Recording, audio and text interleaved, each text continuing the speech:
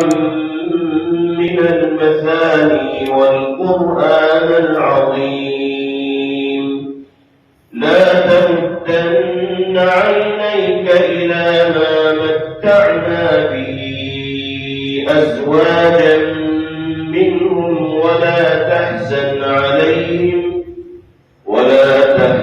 عليهم واخفض جناحك للمؤمنين وقل إني أنا النذير المبين كما أنزلنا على المقتسمين الذين جعلوا القرآن عضين فوربك لنسألنهم أجمعين عما كانوا يعملون فاصدع بما تؤمر وأعرض عن المشركين إنا كفيناك المستهزئين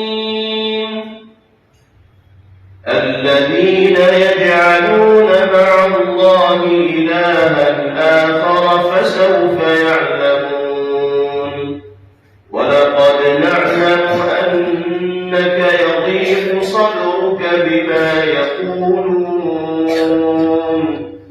فسبح بحمد ربك وكن من الساجدين